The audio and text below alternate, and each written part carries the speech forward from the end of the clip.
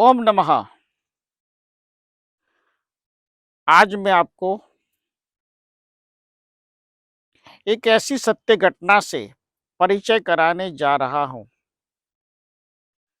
जो सत्य घटना आपके घर में, आपके जीवन में रोज बनती होगी और यद्यपि न बनती हो,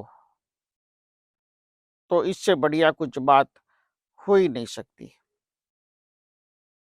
तो आज हम एक ऐसी सत्य घटना से कुछ बोध लेने का प्रयत्न करेंगे। हमारे एक भक्त है, जिन्होंने एक गांव में शिक्षक के तौर पर नौकरी की। नौकरी करने के बाद जब वो रिटायर्ड हुए, तब तक उनका इकलौता बेटा मुंबई सेट हो चुका था। मुंबई में अच्छी तनख्वाह थी, अच्छी तरह से वो जी रहा था। हमारे भक्त और उनकी धर्मपत्नी दोनों जिस गांव में रहते थे, जहां वो स्कूल टीचर के तौर पर और बाद में प्रिंसिपल के तौर पर नौकरी खत्म कर रिटायर हुए, दोनों ने सोचा कि अब वो वक्त आ गया है कि अब बेटे बहू और पोते के साथ पूरी जिंदगी बसर की जाए। बेटे ने कहा, मैं 2 महीने में काम खत्म करके आता हूँ। शायद कुदरत को यह मंजूर न था। इस बात के 1 महीने बाद हमारे जो भक्त है, उनकी धर्म पत्नी का देहावसान हुआ। सारी धार्मिक क्रिया विधि परिपूर्ण करने के बाद हमारे भक्त, जो बड़े टूट गए थे, दुविधा में, दिक्कत में थे, उन्होंने अपने बेटे से कहा कि तुम्हारी माँ तो अब इस दुनिया में नहीं रही। तुम्हारे साथ उसे इतना लंबे समय तक जीने का, रहने का जो उसका ख्वाब था, सपना था, वो पूरा नहीं हो पाया। पहले तुम हॉस्टल में पढ़ते थे तो कम मिलना होता था, फिर नौकरी के लिए मुंबई चले गए, फिर कम हो गया मिलना। मैं चाहता हूं कि मैं अब बाकी की जिंदगी तुम्हारे साथ व्यतीत करूं। बेटे ने कहा, मैं आपको कल बताता हूं। बेटा गांव में ही आया हुआ था माँ के क्रियाकर्म के लिए। दूसरे दिन फिर से हमारे भक्त ने बेटे को पूछा, क्या सोचा? कोई दिक्कत में लग रहे हो? कोई परेशानी हो तो बताओ। बेटे ने कहा कि बाबूजी, मैं मुंबई आपको साथ में नहीं रख सकता। मैं और नेहा, यानी उसकी पत्नी, हम लोग आपके साथ एक छत के नीचे नहीं रहना चाहते।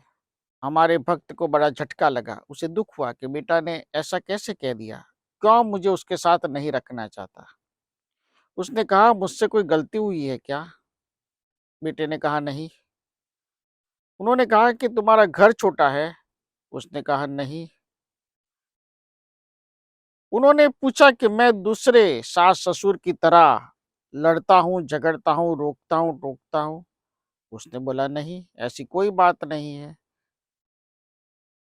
तो उन्होंने कहा कि मुझे साथ नहीं रखने का एक कारण बता दो। मना कर रहे हो तो उसका मुझे रीजन बता दो। मैं और नेहा अपनी तरह से जिंदगी मुंबई में जी रहे हैं। अगर आप हमारे साथ रहने आ गए तो थोड़े से हम डिस्कम्फर्ट हो जाएंगे। हमारे भक्त ने कहा, इसे कहते हैं कलयुग। 3 बेडरूम हॉल किचन का तेरा घर है और फिर भी मेरे आने से तुझे डिस्कम्फर्ट रहता है। मैं जब जब मुंबई 5-10 दिन के लिए तेरे घर में रहने आया हूँ, तब तब मुझे इस बात का एहसास तो हुआ है कि मेरे आने से तुम खुश नहीं होते थे, लेकिन 5-10 दिन में चला जाऊंगा इसलिए सह लेते थे। चलो, आज इस बात का भी खुलासा हो गया कि तुम अपने बाप को नहीं रख सकते। कम से कम मेरे जीवन के आखिरी वक्त में मुझे पुत्र का मोह तो नहीं रहेगा। बड़े विद्वान थे, ज्ञानी थे, स्कूल के टीचर थे, लेकिन बहुत पुस्तकें पढ़ी थी, बहुत ज्ञानी संतों के साथ सत्संग किया था, हमारे साथ भी बहुत बैठना हुआ था, बड़े समझदार थे। तो उन्होंने कहा कि देखो बेटा, तुम्हें बाप नहीं चाहिए, कोई बात नहीं, लेकिन आज के बाद मेरा और तुम्हारा कोई संबंध नहीं रहेगा। तुम अपने घर में सुखी, मैं अपने घर में सुखी। ना मैं तुमसे कुछ माँगूँगा, ना तुम मुझसे कुछ माँगोगे। बेटे को गुस्सा आ गया। बेटे ने कहा कि आपके पास है क्या? पेंशन आती है आपको और उसमें आपका गुज़ारा होता है। ज़मीन है बड़ी, लेकिन वो कोर्ट कचहरी के चक्कर में कितने सालों के बाद मिलेगी, कोई पता नहीं। आपसे मुझे कोई उम्मीद नहीं है, लेकिन आप मुझसे भी कोई उम्मीद मत कीजिएगा। इतना बोल के उनका बेटा चला गया। इस घटना के 1 महीने बाद वो मेरे पास आए और कहा कि गुरुजी, मैं बहुत दुखी रह रहा हूँ। मुझे रोज़ आत्महत्या करने का विचार आता है। मेरा खुद का बेटा जो कहता है कि आपके साथ में नहीं रहना चाहता और उसका कोई रीज़न नहीं है। बस उसे मेरा उसके साथ रहना कंफर्टेबल फ़ील नहीं होता। मैं क्या करूँ? मैं भी सोच में पड़ा। 62 इयर्स के हो गए थे। मैंने कहा कि आप मानव सेवा के कार्य में लग जाइए। 62 इयर्स हुए हैं, ईश्वर आपको लंबी आयु दे। आत्महत्या करना पाप है। आत्महत्या करने वाले को कभी भी मोक्ष नहीं मिलता है। वो योनि दर योनि भटकता रहता है वो इंसान। हमारे परम भक्त हैं, हमारे शब्दों का वो आदर करते हैं। उन्होंने कहा जैसी आपकी आज्ञा गुरुदेव। उन्होंने जहाँ रहते थे वहाँ ही एक कुलबा रहता था, आदिवासी लोग रहते थे। झोपड़ी जैसी एक शाला थी। उस स्कूल में पढ़ाना उन्होंने शुरू कर दिया। रोज़ जाते थे, पढ़ाते थे, वापस घर आते थे, अपने लिए खाना बनाते थे, रोज़ एक वक़्त खाते थे। कभी-कभी हफ़्ते 10 दिन में मुझसे फ़ोन पर बात हो जाती थी, खुश थे। धीरे-धीरे करके 1 साल बीता। एक दिन मुझे याद है, इतवार का दिन था। वो आए, बैठे, मेरे चरण छुए। मैंने कहा क्या हुआ? उसने कहा कि गुरुजी, आपके कोर्ट कचहरी के दिए हुए मंत्र शक्तिपात से हमारी जो सालों से पुरखों की ज़मीन की जो लड़त चल रही थी, उसमें हमारा विजय हुआ है और कुल मिला के मेरे हिस्से में 9 करोड़ रुपए आएँगे। मैंने कहा ये तो बहुत बड़ी बात है, बहुत अच्छी बात है। क्या सोचा है, क्या करोगे? उन्होंने कहा कि 1 साल से मैं आदिवासी बच्चों को पढ़ा रहा हूँ। आदिवासियों के साथ रहकर मैंने ये समझा है कि वो जितना प्यार, जितना दुलार, जो श्रद्धा, आस्था दे सकते हैं और दी है मुझे, वो मेरे सगे बेटे ने भी आज तक नहीं दी। कोर्ट में हमारा विजय हुआ है वो जानकर वो वापस आया और मेरे साथ समाधान करना चाहता था। मुझे मुंबई ले जाना चाहता था। लेकिन अब मैं समझ गया हूँ कि पैसों की चकाचौंध ने वो फिर मेरे पास आया। 9 करोड़ उसकी आँखों से, उसकी बातों से टपक रहे थे। मैंने अपने बेटे को बिठाकर कह दिया कि अब तुम्हारे साथ रहना मेरे लिए डिस्कम्फर्ट वाली बात है। जिस दिन मैं ये दुनिया छोड़ूँगा, उस दिन मुझे 4 कंधों की ज़रूरत नहीं रहेगी, क्योंकि अब तो मेरे पास 100 से ज़्यादा कंधे हैं।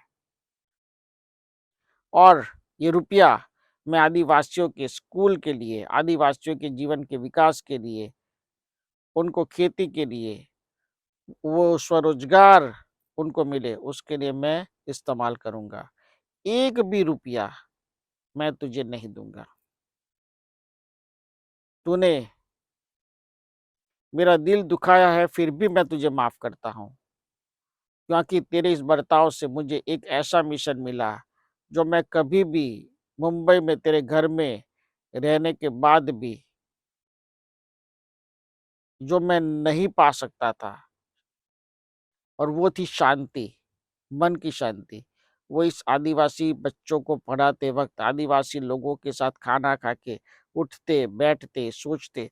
मुझे ये लगा कि इन लोगों को मेरी सबसे ज़्यादा ज़रूरत थी और शायद इसीलिए ईश्वर ने तेरे मन में ऐसी बात डाल दी कि तेरे पिता से तेरे को डिस्कम्फ़र्ट हो रहा है। ईश्वर चाहता था, गुरु की कृपा ये थी कि मैं जाके इन लोगों की सेवा करूँ और आज मैं बड़ा आनंदित हूँ। तेरे बड़े खराब बर्ताव ने मेरे जीवन को बहुत अच्छा रास्ता बताया है, बहुत अच्छी मंजिल पर मुझे पहुँचाया है।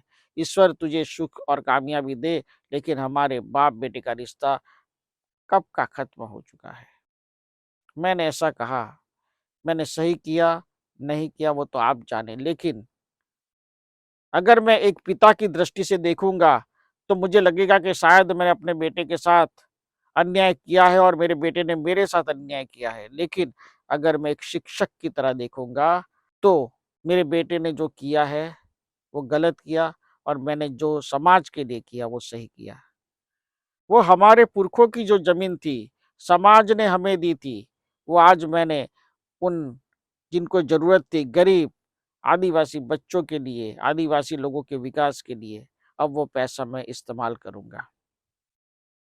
बड़ा गर्व होता है जब ऐसे भक्त होते हैं गुरु के।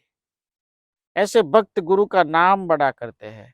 ऐसे भक्त गुरु के शब्दों को, गुरु की वाणी को बड़ा करते हैं। ऐसे ही हमारे इस परम भक्त आज भी सेवा कार्य में, सेवा यज्ञ में समर्पित है। आदिवासी विकास में वो बड़ा काम कर रहे हैं। ईश्वर उनको शक्ति और सामर्थ्य दे।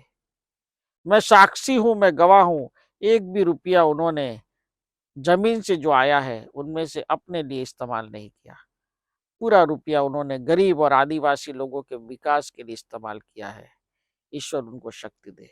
ओमकार का दिव्य चैतन्य आपके अंदर भी ऐसा बोध, ऐसा ज्ञान डाले कि अगर आप जीवन में कुछ दूसरे लोगों के लिए करोगे, तो ही आपको मन में परम शांति मिलेगी। इस सत्य घटना से हमें ये बोध लेना चाहिए कि आपका जीवन में अगर कुछ है, तो आपकी आत्मा और आपकी ऑरा है। ये जो सारे पारिवारिक रिश्ते हैं, वो थोड़े वक़्त के लिए है। आप अपने बेटों और बेटियों के लिए क्या करके जाते हैं, वो इतना मायने नहीं रखता। आप समाज के लिए, इस देश के पिछड़े गरीब लोगों के लिए, मानव सेवा के लिए क्या करके जा रहे हैं, वो मेरी नज़र में बहुत बड़ी बात है। अगर आप मानव सेवा का प्रकल्प, संकल्प उठाए और एक इंसान ये सोचे कि मैं एक गरीब इंसान को खड़ा करूँगा, तो दिए से दिया जलेगा, नई चेतना, नई रोशनी हमारे भारत में जागेगी। ओमकार का दिव्य चैतन्य और आशीर्वाद आप पर बना रहे, ऐसा मेरा आशीर्वाद है। ओम नमः, ओम नमः, ओम नमः।